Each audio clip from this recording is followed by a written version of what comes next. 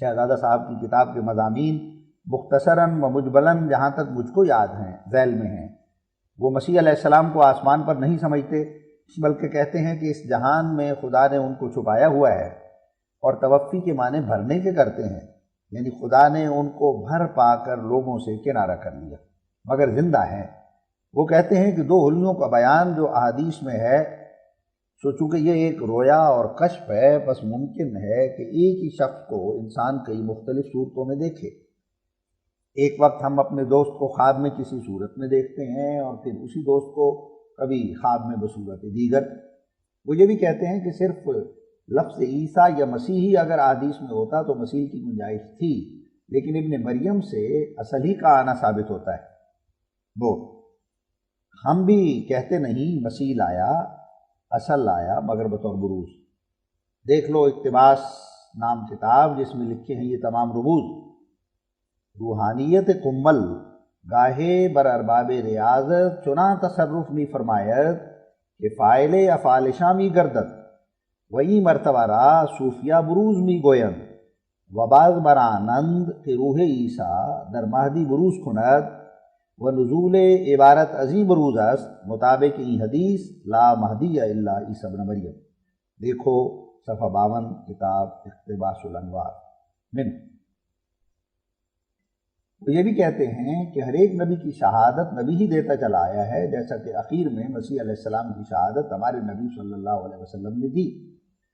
لیکن ہمارے نبی صلی اللہ علیہ وسلم کے واسطے بھی ایک شاہد کی ضرورت ہے جو نبی ہو، اور چونکہ حضرت صلی اللہ علیہ وسلم خاتم النبیین ہیں، اس واسطے مسیح نبوت کی حالت میں تو نہیں آئیں گے بلکہ امتی ہوں گے، مگر نبوت ان کی شان میں مضمر ہوگی۔ وہ یہ بھی کہتے ہیں کہ نبی کا مسیح نبی ہوتا ہے، آدم کا مسیح مسیح،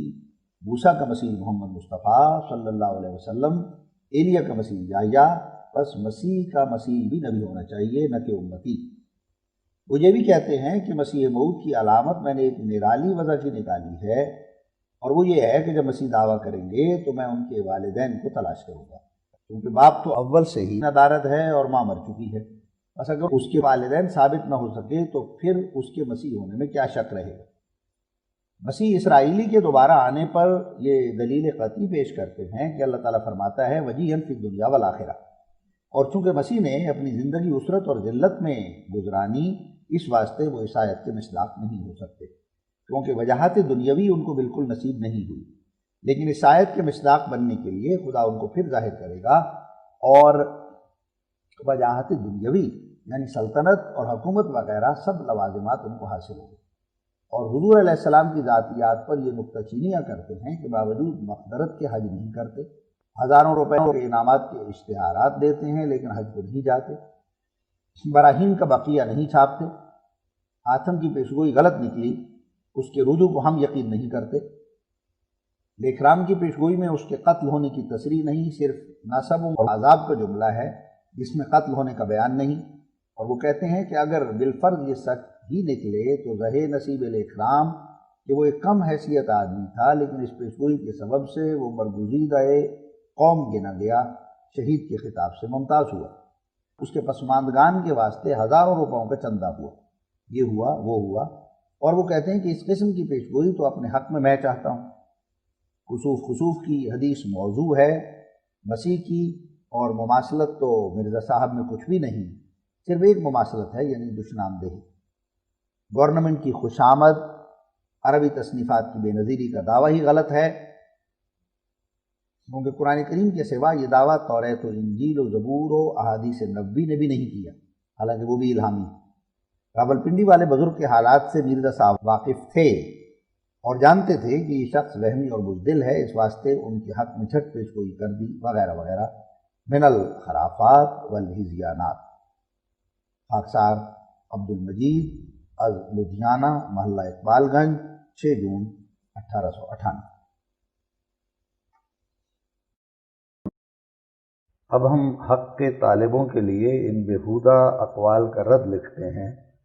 تا معلوم ہو کہ ہمارے مخالف مولوی اور ان کے اس قسم کے شاگرد کس قدر سچائی سے دور جا پڑے ہیں۔ قولہ،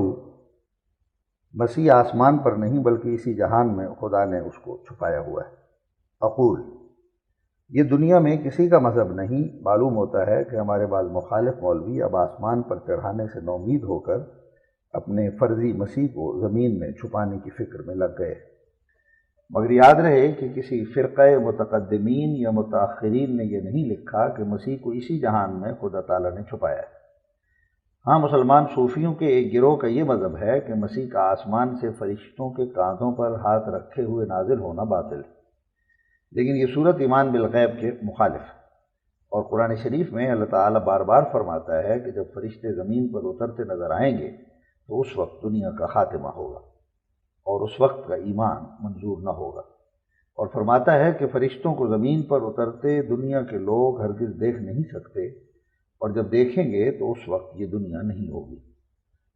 سو جب کہ قرآن شریف کے نصوص صریحہ اور آیات قطعیت الدلالت سے یہ امر ثابت ہو گیا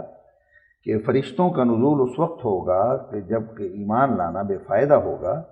جیسا کہ جان کندن کے وقت جب فرشتے نظر آتے ہیں تو وہ وقت ایمان لانے کا وقت نہیں ہوتا، تو اس صورت میں یا تو عقیدہ رکھنا چاہیے کہ مسیح کے نزول کے بعد ایمان نفع نہیں دے گا، مگر یہ عقیدہ تو صریح باطل ہے، کیونکہ اس پر اتفاق ہو گیا ہے کہ مسیح کے نزول کے وقت اسلام دنیا پر کثرت سے پھیل جائے گا اور ملل باطلہ ہلاک ہو جائیں گی اور راست بازی ترقی کرے گی۔ پس جب کہ یہ عقیدہ رکھنا درست نہ ہوا تو بالضرورت برعایت نصوص صریحہ قرآن شریف کے اس دوسرے پہلو کو ماننا پڑا کہ فرشتوں کا اور ان کے ساتھ مسیح کا نازل ہونا ظاہر طور پر معمول نہیں ہے،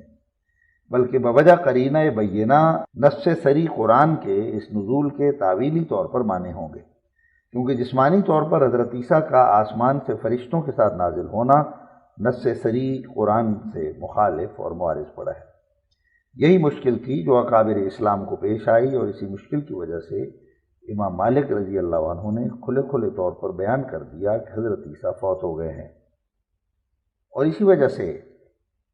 امام ابن حزم بھی ان کی فوت کے قائل ہوئے۔ حاشیہ: غالباً یہ لفظ موت ہے، کاتب سے سہون فوت لکھا گیا ہے، ناشر۔ اور اسی وجہ سے تمام اکابر علماء معتزلہ کا یہی عقیدہ ہے کہ حضرت عیسیٰ وفات پا چکے۔ غرض آسمان سے نازل ہونے کا بطلان نہ صرف آیت قل سبحان ربی بنی اسرائیل 94 سے ثابت ہے،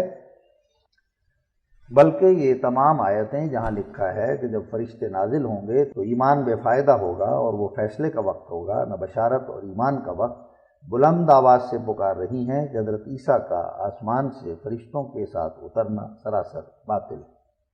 اور اگر یہ باطل نہ ہوتا تو دنیا میں یعنی گزشتہ زمانے میں اس کی کوئی نظیر بھی ہوتی۔ حاشیہ: یہ بات یاد رکھنے کے لائق ہے کہ جس قدر حضرت عیسیٰ علیہ السلام کی طرف عجوبے منسوب کیے گئے ہیں ان کی نظیر ہونا نہایت ضروری ہے، کیونکہ ایک قوم نے ان کو خدا کر کے مان لیا ہے۔ پھر اگر حضرت عیسیٰ کے کاموں اور ذات اور صفات کی نظیر نہ ہو تو یہ خصوصیت جاہلوں کی نظر میں ان کی خدائی پر ایک دلیل ٹھہرتی ہے۔ چنانچہ پادریوں کا آج کل پیشہ ہی یہی ہے کہ وہ خصوصیات اور خوارق پیش کر کے ان کی خدائی پر ایک دلیل قائم کرنا چاہتے ہیں۔ اسی وجہ سے جب حضرت صلی اللہ علیہ وسلم کے زمانے میں عیسائی